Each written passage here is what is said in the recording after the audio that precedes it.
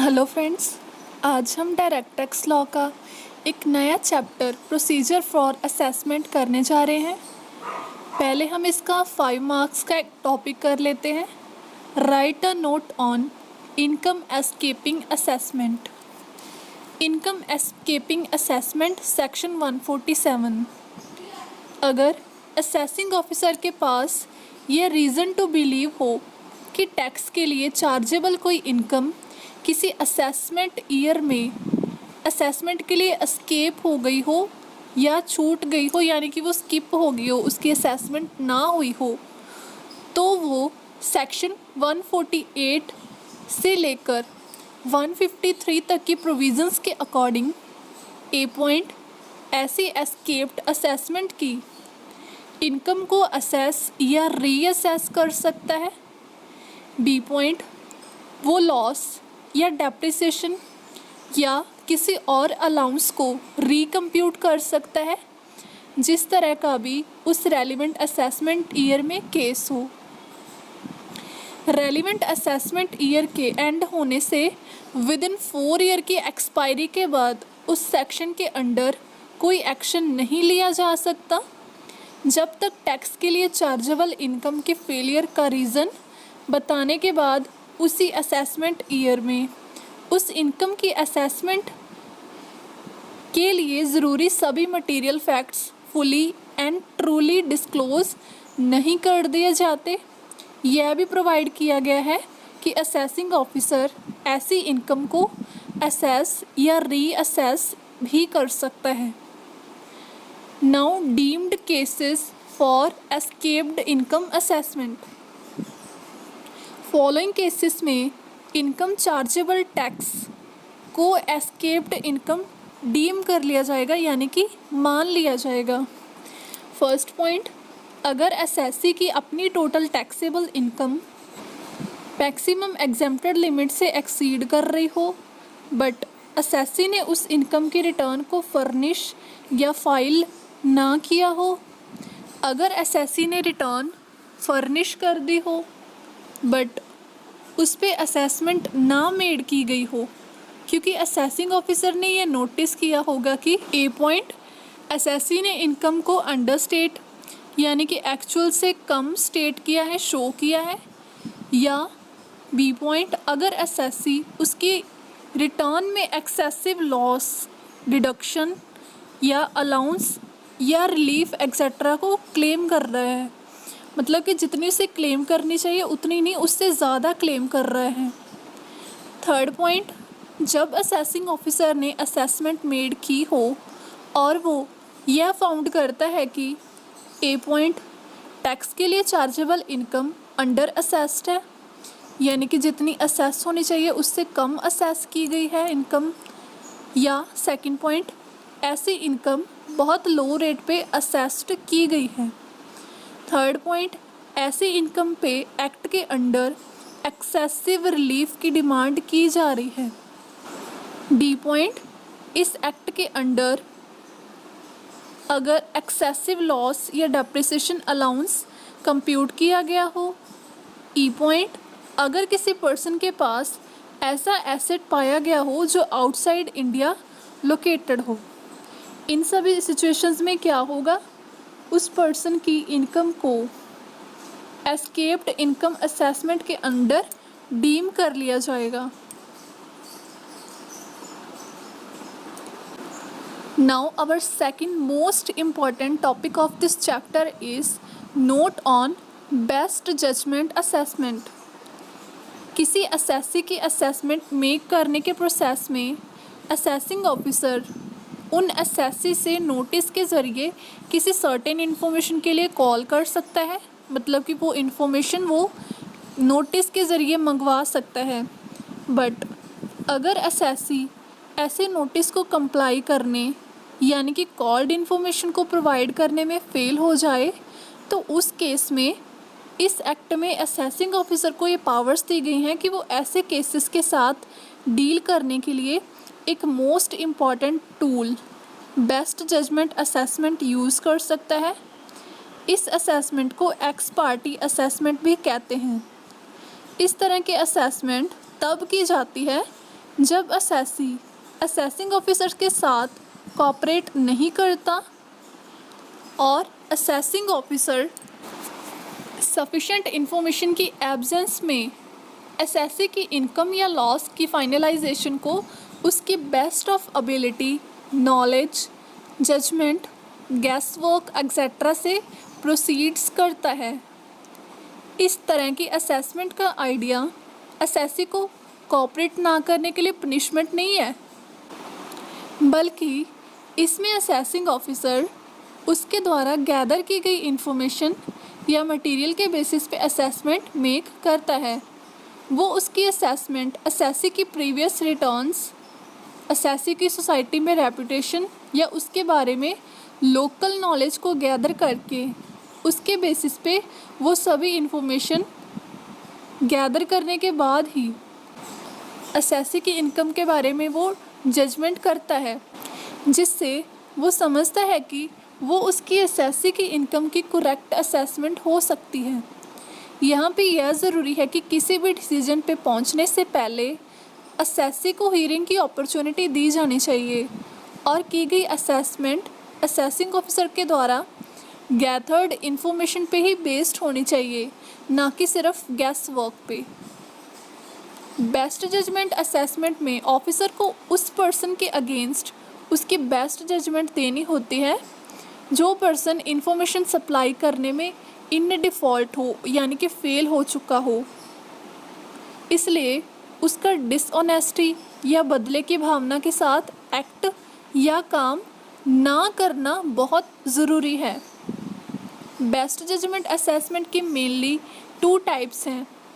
पहली है compulsory best judgement assessment और दूसरी है discretionary best judgement assessment. First point, compulsory best judgement assessment. Section 144 के अंडर की जाने वाली असेसमेंट को बेस्ट जजमेंट असेसमेंट कहा जाता है। कंपल्सरी बेस्ट जजमेंट तभी मेड की जाएगी अगर कोई person, first point, section 139 subsection 1 के अंडर रिटर्न फाइल करने में फेल हो जाए और अगर उसने अंडर सेक्शन 139 सबसेक्शन 4 और under section 139 subsection 5 revised return नहीं मेड की थी, अगर कोई ऐसी रिटर्न है तो। सेकंड पॉइंट, अगर वो पर्सन सेक्शन 142 सबसेक्शन 1 के अंडर असेसिंग ऑफिसर के द्वारा इशू किए गए नोटिस पे डॉक्यूमेंट्स प्रोड्यूस करने में फेल हो जाए, या थर्ड पॉइंट, अगर असेसी सेक्शन 142 सबसेक्शन 2A के अंडर उसके डॉक्यूमेंट्स को ऑडिट करवाने में फेल हो जाए। फोर्थ पॉइंट, अगर कोई पर्सन सेक्शन 143 सबसेक्शन 2 के अंडर इशू किए गए नोटिस यानी कि इनकम को अंडरस्टेट ना करने से रिलेटेड टर्म्स को कंप्लाई करने में फेल हो जाए। यह सेक्शन ये प्रोवाइड करता है कि असेसिंग ऑफिसर असेसी को हियरिंग की अपॉर्चुनिटी के देने के बाद ही उसके द्वारा गैदर्ड सारे रेलिवेंट मटेरियल को यूज़ करके ही उसकी असेसी की इनकम या लॉस की असेसमेंट पे बेस्ट जजमेंट दे सकता है। ऐसा नहीं है कि असेसिंग ऑफिसर पहले ही बेस्ट जजमेंट लगा दे। उसे पहले क्या करना होगा, उसे उस असेसी की जो इन डिफ़ॉल्ट चल रहा हो उसकी हियरिंग भी सुननी होती है। असेसी को उस केस में हियरिंग की अपॉर्चुनिटी देने की ज़रूरत नहीं होगी जब ऐसी असेसमेंट मेक करने से पहले ही सेक्शन 142 सबसेक्शन 1 के अंडर उसे नोटिस इशू कर दिया गया हो, यानी कि असेसिंग ऑफिसर ने अगर उससे पहले ही नोटिस इशू करके इंफॉर्मेशन की डिमांड कर ली है तो उसे हियरिंग की अपॉर्चुनिटी देने की ज़रूरत भी नहीं होगी। नेक्स्ट टॉपिक है issue of directions by joint commissioner, section 144A। जिस केस में जॉइंट कमिश्नर को यह लगे कि असेसी की इनकम में टैक्स की अमाउंट इन्वॉल्व होनी चाहिए तो वो असेसिंग ऑफिसर को यह डायरेक्शंस इशू करेगा कि वो असेसमेंट को कंप्लीट करे। ऐसे डायरेक्शंस जॉइंट डायरेक्टर खुद भी इशू कर सकता है या असेसिंग ऑफिसर की रिक्वेस्ट पे भी इशू कर सकता है। अगर असेसी के अगेंस्ट कोई डायरेक्शन इशू की गई हो तो उसे हियरिंग की अपॉर्चुनिटी भी प्रोवाइड की जानी चाहिए। नाउ कॉन्सिक्वेंसेस यानी कि रिज़ल्ट क्या होंगे बेस्ट जजमेंट असेसमेंट के। बेस्ट जजमेंट असेसमेंट के साथ असेसी फॉलोइंग कॉन्सिक्वेंसेस फेस करता है। फर्स्ट पॉइंट, जब असेसी बेस्ट जजमेंट असेसमेंट के अगेंस्ट अपील की एप्लीकेशन फाइल करता है तो वो अपीलेंट ट्रिब्यूनल के सामने कोई न्यू फैक्ट्स के रिकॉर्ड को प्रेजेंट करने से प्रिवेंट हो जाता है। Second point, assessee given sections के अंडर पेनल्टीज़ या प्रोसिक्यूशंस के लिए लाइबल हो जाता है। मतलब कि अगर उस पर बेस्ट जजमेंट लगेगी ना तो असेसिंग ऑफिसर उस पर जो भी पेनल्टी लगाएगा ना उसे वो पे करनी ही होगी, किसे, असेसी को। नाउ इसकी रेमेडीज़ क्या हैं। जब किसी असेसी के अगेंस्ट बेस्ट जजमेंट असेसमेंट की गई हो तो असेसी के पास ऐसी असेसमेंट के अगेंस्ट सिर्फ 2 रेमेडीज़ होती हैं। ये हैं, फर्स्ट वन है असेसिंग ऑफिसर को बेस्ट जजमेंट असेसमेंट कैंसिल करने के लिए एप्लीकेशन फाइल कर देना। अंडर सेक्शन 144 असेसिंग ऑफिसर के द्वारा बेस्ट जजमेंट असेसमेंट के अगेंस्ट असेसी के द्वारा इसके ऑर्डर के with in 1 month he assessing officer को ऐसी असेसमेंट को कैंसिल करने के लिए एप्लीकेशन मेड करनी होगी। बट कैंसिलेशन तभी हो सकती है अगर असेसी फॉलोइंग ग्राउंड्स के बेसिस पे अप्लाई करेगा। ए पॉइंट, असेसी के पास सेक्शन 139 के अंडर रिटर्न ना फाइल करने के लिए सफिशेंट रीज़न होना चाहिए।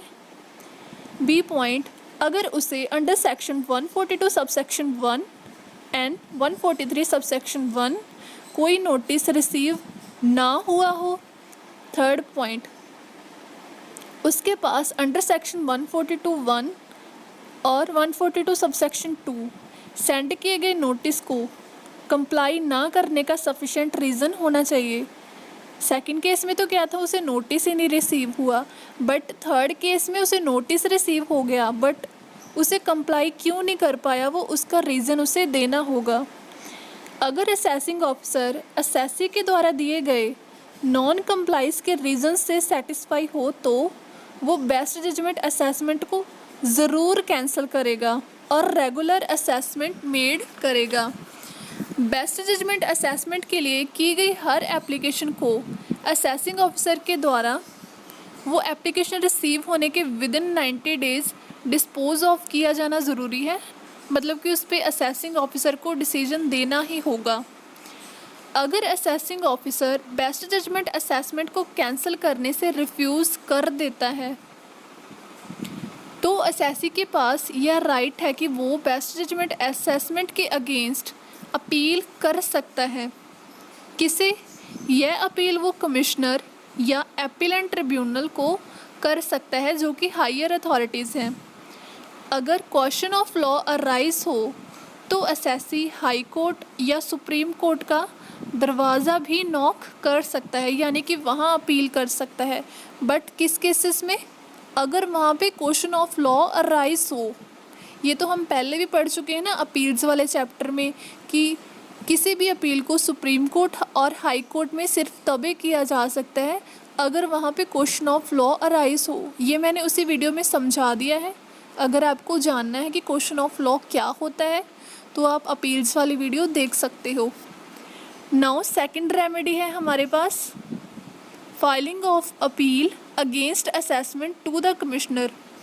पहली में क्या था? पहली रेमेडी में तो हम तो असेसिंग ऑफिसर को ही एप्लीकेशन दे देते थे कि वो उसे बेस्ट जजमेंट असेसमेंट को कैंसिल कर दे। बट जो हमारी सेकंड रेमेडी है उसमें हम असेसमेंट के अगेंस्ट कमिश्नर को अपील करते हैं अंडर सेक्शन 246A। ये रेमेडी तब हेल्पफुल नहीं होगी जब असेसी असेसिंग ऑफिसर के अगेंस्ट ट्रिब्यूनल के सामने एविडेंस ना प्रोड्यूस कर सके। मतलब कि असेसी के पास ये अपील करने के लिए प्रॉपर एविडेंस होना चाहिए। Time limit for completion of assessment under section 144। Under section 144 यानी कि best judgement assessment relevant year के एंड होने के विदिन 2 ईयर्स में कंप्लीट की जानी चाहिए। अब हमारी सेकंड टाइप की असेसमेंट है डिस्क्रिशनरी बेस्ट जजमेंट असेसमेंट। इसका फर्स्ट पॉइंट है method of accounting section 145। First point, profits and gains of business या प्रोफेशन के अंडर इनकम कंप्यूट करने के लिए असेसी कैश या मर्केंटाइल सिस्टम ऑफ अकाउंटिंग को यूज़ कर सकता है। कैश सिस्टम में क्या होता है, इसमें रिसिप्ट बेसिस पे हम ट्रांजैक्शंस को रिकॉर्ड कर लेते हैं, बट जो मर्केंटाइल सिस्टम ऑफ अकाउंटिंग होता है उसमें हम सिर्फ अक्रूवल बेसिस पे अकाउंटिंग करते हैं, यानी कि ट्रांजैक्शंस को सिर्फ तभी रिकॉर्ड किया जाता है जब वो अराइज हों। असेसी इन दोनों में से किसी भी मेथड ऑफ अकाउंटिंग को अडॉप्ट कर सकता है। सेकंड पॉइंट, सेंट्रल गवर्नमेंट किसी भी क्लास के असेसिस के लिए फॉलो किए जाने वाले कंप्यूटेशन एंड डिस्क्लोजर स्टैंडर्ड्स को उसके ऑफिशियल गैजेट यानी कि उसकी अपनी साइट या नोटिफिकेशन के ज़रिए टाइम टू टाइम नोटिफाई करेगी। थर्ड पॉइंट, डिस्क्रिशनरी टाइप की असेसमेंट फॉलोइंग 2 केसेस में मेड की जा सकती है। पहला केस है जहां पर असेसिंग ऑफिसर असेसी के अकाउंट्स की करेक्शंस या कंप्लीटनेस के बारे में सेटिस्फाई ना हो। सेकंड पॉइंट, या जहां पे असेसी के द्वारा कोई method of accounting regularly follow ना किया जा रहा हो। अबव सर्कमस्टांसिस में assessing officer discretionary best judgement assessment को मेड करेगा, बट अगर एक बार इस तरह की असेसमेंट की जा चुकी हो और टैक्स डिटरमाइन कर दिया गया हो तो असेसी के पास कोई ऑप्शन नहीं रह जाती। बट जो बेस्ट जजमेंट असेसमेंट थी उसमें क्या था कि असेसी हायर अथॉरिटी को अपील कर सकता है, लेकिन ये जो डिस्क्रिशनरी असेसमेंट है ना, इसमें क्या है, असेसी अपील नहीं कर सकता अगर एक बार उसका टैक्स डिटरमाइन कर दिया गया है तो। नाउ हमारा थर्ड मोस्ट इम्पॉर्टेंट टॉपिक या आप क्वेश्चन कह लो, वो है provisions of income tax regarding filing of return by assessee under section 139। First point, filing of return section 139 subsection 1। Following persons को कंपल्सरली रिटर्न की फाइलिंग करनी पड़ती है। हर पर्सन को, चाहे वो कंपनी हो या फर्म, वो प्रीवियस ईयर में होने वाली इनकम के लिए रिटर्न फाइल करेगा। सेकंड पॉइंट, कंपनी या फर्म के अलावा कोई भी पर्सन जिसकी टोटल इनकम इस एक्ट के प्रोविजंस के अकॉर्डिंग एग्जेम्प्टेड लिमिट से एक्सीड कर रही हो तो उसे रिटर्न फाइल करनी होगी। या थर्ड पॉइंट, किसी इंडिविजुअल, एचयूएफ, एओपी या आर्टिफिशियल जुडिशियल पर्सन की gross total income 80C to 80U के अंडर डिडक्शन अलो करने से पहले या एग्जाम्पशंस क्लेम करने से पहले उसकी ग्रॉस टोटल इनकम अगर एग्जाम्प्टेड लिमिट से एक्सीड कर रही हो तो उन्हें ड्यू डेट से पहले इनकम की रिटर्न फाइल करनी होगी। नोट, सेंट्रल गवर्नमेंट उसके ऑफिशियल गैजेट के नोटिफिकेशन के ज़रिए किसी क्लास या क्लास ऑफ पर्सन्स को इनकम के रिटर्न फर्निश करने की रिक्वायरमेंट से एग्जेम्प्ट कर सकती है, यानी कि वो जो एग्जाम्पशन की लिमिट होती है ना, वो भी उसके ऑफिशियल गैजेट के ज़रिए देती है और ये भी उसी गैजेट के नोटिफिकेशन से ही बताती है कि किन पर्सन्स पे टैक्स नहीं लगेगा, वो एग्जेम्प्टेड हैं। Now due dates for filing of return.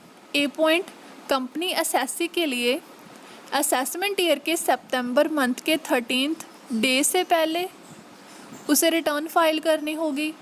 B case में उन सभी नॉन कॉरपोरेट पर्सन्स के लिए जिनके अकाउंट्स का ऑडिट किया जाना हो, वो असेसमेंट ईयर के सितंबर मंथ के 30th डे से पहले ही रिटर्न फाइल करेंगे। बट जो हमारा सी केस है ना, वो इन ऊपर वाले दोनों केसेस के पर्सन्स को छोड़कर दूसरे जो भी सभी पर्सन्स होंगे ना, उनके लिए असेसमेंट ईयर के जुलाई मंथ के 30th डे से पहले रिटर्न फाइल की जानी ज़रूरी है। इन केस अगर रिटर्न फाइलिंग की लास्ट डेट को हॉलीडे हो यानी कि ऑफिस क्लोज हो तो रिटर्न फाइल करने के लिए नेक्स्ट वर्किंग डे को ड्यू डेट डीम किया जाएगा। जैसे ऊपर मान लीजिए ए केस में हमारा 30th डे लास्ट डे है ना, तो अगर 30th सितंबर को हॉलीडे हो तो वो पर्सन उसके नेक्स्ट डे को भी रिटर्न फाइल कर सकता है। नेक्स्ट टॉपिक है filing of return by employee with his employer, section 139 subsection 1 ने। मतलब कि अगर एम्प्लॉय उसके एम्प्लॉयर को रिटर्न फाइल कर दे तो उस केस में क्या होगा। फर्स्ट पॉइंट, कोई इंडिविजुअल पर्सन जो सैलरीज हेड के अंडर चार्जेबल इनकम रिसीव कर रहा हो वो उसके प्रीवियस ईयर के रिटर्न को उसके एम्प्लॉयर को फर्निश करेगा। इस स्कीम के अंडर जो कि बोर्ड के द्वारा उसके ऑफिशियल गैजेट की नोटिफिकेशन से स्पेसिफाई किया जा सकता है कि ऐसा एम्प्लॉयर उसके एम्प्लॉय से रिसीव की गई सभी रिटर्न्स को उसके बिहाफ पे फाइल करेगा। और इस केस में एम्प्लॉय जिसने उसकी इनकम के रिटर्न अपने एम्प्लॉयर को फाइल कर दी थी उसकी इनकम के रिटर्न को फर्निश डीम कर लिया जाएगा। मतलब कि सिंपल लैंग्वेज में समझाऊं तो जो एम्प्लॉय होगा ना उसे जो सैलरी मिलती है उस पर उसे टैक्स पे करना होता है। यहाँ पे क्या होता है, एम्प्लॉय अपने एम्प्लॉयर को वो टैक्स पे कर देता है और जो एम्प्लॉयर है वो उसके एम्प्लॉय के बिहाफ पे गवर्नमेंट को टैक्स पे कर देता है। और ये बोर्ड के द्वारा उसके ऑफिशियल गैजेट के नोटिफिकेशन से स्पेसिफाई कर दिया गया है। इस केस में क्या होगा, जो इनकम की रिटर्न है जो एम्प्लॉयर उसके एम्प्लॉय के बिहाफ पे कर रहा है वो एम्प्लॉयर की रिटर्न नहीं होगी, वो उसके एम्प्लॉय की रिटर्न ही समझी जाएगी। नेक्स्ट टॉपिक है fee for delay in filing of return of income, section 234F। अगर कोई पर्सन उसकी इनकम के रिटर्न को इस एक्ट के प्रोविजंस के अकॉर्डिंग फर्निश करने में फेल हो जाए तो उस पर्सन को फॉलोइंग केसेस में, फर्स्ट पॉइंट, अगर रिटर्न 31 दिसंबर या उससे पहले फर्निश की गई हो तो ₹5000 की फ़ी लगेगी। सेकंड केस, किसी दूसरे केस में फ़ी ₹1000 की होगी अगर वो पर्सन रिटर्न ऑफ इनकम को लेट फाइल करता है ड्यू डेट के बाद। ओके। नेक्स्ट टॉपिक है return of loss, section 139 subsection 3। जैसे हम इनकम के रिटर्न फाइल करते हैं वैसे ही हमें क्या करना होता है, लॉस की रिटर्न भी फाइल करनी होती है। अगर किसी केस में कोई पर्सन प्रीवियस ईयर में बिजनेस या प्रोफेशन या कैपिटल गेन हेड्स के अंडर किसी लॉस से सफ़र कर रहा हो और वो उस लॉस को कैरी फॉरवर्ड करना चाहता हो तो ऐसा लॉस सिर्फ तभी कैरी फॉरवर्ड हो सकता है यानी कि नेक्स्ट ईयर में सेट ऑफ हो सकता है अगर कोई पर्सन उस लॉस की प्रेस्क्राइब्ड फॉर्म और प्रेस्क्राइब्ड मैनर में रिटर्न फाइल करेगा।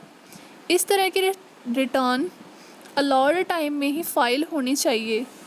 इसका सिंपल मीनिंग ये है कि ऐसे पर्सन का लॉस तब तक कैरी फॉरवर्ड नहीं किया जा सकता जब तक उस लॉस की रिटर्न वॉलंटरली यानी कि वो पर्सन अपनी खुद की मर्ज़ी से फाइल नहीं कर देता। नेक्स्ट टॉपिक है बिलेटेड रिटर्न, सेक्शन 139 सबसेक्शन 4। अगर एसएससी उसको अलाउड टाइम के विद इन रिटर्न फाइल या फर्निश नहीं कर पाता तो वो किसी प्रीवियस ईयर की रिटर्न को रेलिवेंट असेसमेंट ईयर के एंड होने से पहले या असेसमेंट के कंप्लीशन से पहले, इन दोनों में से जो भी अर्लियर हो या पहले का टाइम पीरियड हो उसके अकॉर्डिंग रिटर्न को फाइल कर सकता है।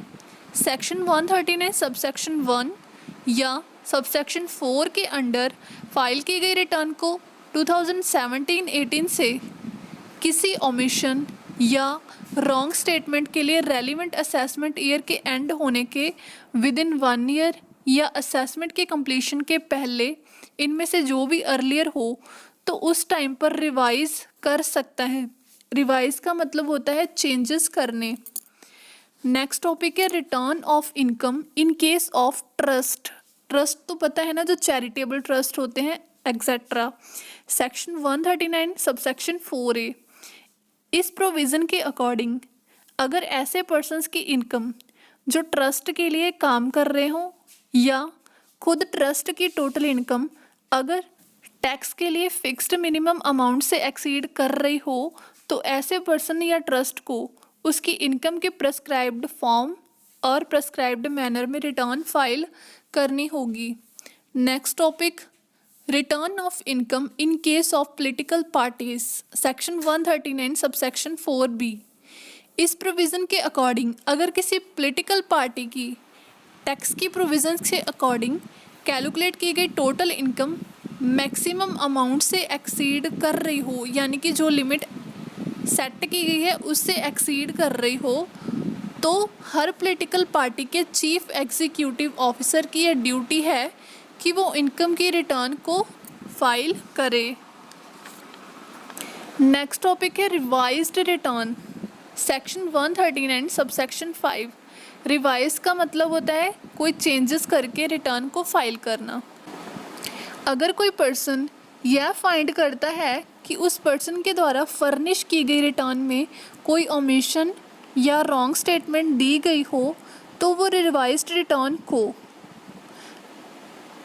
रेलिवेंट असेसमेंट ईयर के एंड होने या असेसमेंट के कंप्लीशन से पहले, इन दोनों में से जो भी पीरियड अर्लियर हो या पहले आ रहा हो, तो उस पीरियड में वो उसकी रिवाइज्ड रिटर्न को फर्निश कर सकता है। नेक्स्ट टॉपिक है prescribed form, section 139 subsection 6। Income की रिटर्न का प्रिस्क्राइब्ड फॉर्म और प्रिस्क्राइब्ड मैनर में फाइल होना बहुत ज़रूरी है। एसएससी को फॉलोइंग पर्टिकुलर्स भी फर्निश करने की ज़रूरत होती है। ए पॉइंट, टैक्स से एग्जेम्प्टेड इनकम कितनी है। बी पॉइंट, प्रिस्क्राइब नेचर के एसेट्स एसएससी के साथ बिलोंग करते होने चाहिए और उसका बैंक अकाउंट और क्रेडिट कार्ड्स की वैल्यू भी कंसीडर की जानी चाहिए। नेक्स्ट टॉपिक है information to a company the return, section 139 subsection 6A। Business या प्रोफेशन में एंगेज्ड किसी पर्सन की रिटर्न फाइल करने के साथ फॉलोइंग इन्फॉर्मेशन भी प्रोवाइड की जानी चाहिए। यह इन्फॉर्मेशन है ए पॉइंट, प्रिंसिपल प्लेस और बिजनेस और प्रोफेशन के ब्रांचेस की लोकेशन और स्टाइल की information. B point, association form करने वाले सभी पार्टनर्स या इंडिविजुअल के नेम्स और एड्रेसेस की इन्फॉर्मेशन को फर्निश किया जाना ज़रूरी है। थर्ड पॉइंट, हर पार्टनर या एसोसिएशन के सभी इंडिविजुअल्स के शेयर की इन्फॉर्मेशन प्रोवाइड की जानी ज़रूरी है कि उनके पास कितना कितना शेयर अवेलेबल है। नेक्स्ट टॉपिक है prescribed forms for filing of return of income. पहला है फॉर्म नंबर ITR 1। यह फॉर्म उन इंडिविजुअल्स के लिए है जिन्हें सैलरी, हाउस प्रॉपर्टी या इंटरेस्ट से इनकम हो रही हो, और इस फॉर्म को और किस नाम से जाना जाता है, सहज फॉर्म नाम से। सेकंड फॉर्म है फॉर्म नंबर ITR 2। यह उन इंडिविजुअल्स या HF के लिए होता है जिनकी टोटल इनकम में बिजनेस या प्रोफेशन से इनकम इंक्लूड नहीं होती। फॉर्म नंबर 3, यह उन इंडिविजुअल या HF के लिए होता है जिसे बिजनेस या प्रोफेशन से इनकम हो रही हो। फॉर्म नंबर 4, इस फॉर्म को हम क्या कहते हैं, सुगम भी कहते हैं। यह फॉर्म उस पर्सन या HF या फॉर्म के लिए होता है जो इंडिया का रेजिडेंट हो और उसकी टोटल इनकम ₹50 लाख तक हो, यानी कि 50 लाख या उससे कम वाली, और उसकी इनकम प्रॉफिट और गेन ऑफ बिजनेस या प्रोफेशन के अंडर कंप्यूट हो, तो उस केस में वो पर्सन क्या करेगा, फॉर्म नंबर ITR 4 में यानी कि सुगम में उसके रिटर्न को फाइल करेगा। नेक्स्ट फॉर्म है फॉर्म नंबर ITR 5। यह फॉर्म इंडिविजुअल, HF या कंपनी के लिए एप्लीकेबल होता है। नेक्स्ट फॉर्म है फॉर्म नंबर ITR 5, लेकिन ये 5 कौन सा है, रोमन वाला V वाला 5, जहाँ इनकम के रिटर्न का डेटा बिना डिजिटल सिग्नेचर या इलेक्ट्रॉनिक वेरिफिकेशन कोड के इलेक्ट्रॉनिकली ट्रांसमिट किया गया हो, यानी कि जब हम इलेक्ट्रॉनिकली रिटर्न को फाइल करते हैं तो वो किस फॉर्म में होगी, फॉर्म नंबर ITR 5 में। बट यहाँ पे क्या होता है, डिजिटल सिग्नेचर या इलेक्ट्रॉनिक वेरिफिकेशन कोड नहीं दिया होता। हमारा लास्ट टॉपिक है डिफेक्टिव और incomplete return. Section 139 subsection 9, income के रिटर्न को डिफेक्टिव या इनकम्प्लीट तब तक नहीं किया जा सकता जब तक रिटर्न फर्निश होने से पहले एक्ट की प्रोविजंस के अकॉर्डिंग ड्यू डेट से पहले इंटरेस्ट के साथ टैक्स की अमाउंट को पे नहीं कर दिया जाता। नेक्स्ट टॉपिक है रेटिफिकेशन ऑफ डिफेक्टिव और इनकम्प्लीट रिटर्न। सेक्शन 139 सबसेक्शन 9, यह न्यू सबसेक्शन असेसी के द्वारा सबमिट की गई रिटर्न को रेटिफाई यानी कि कोई चेंज करने की अपॉर्चुनिटी देता है।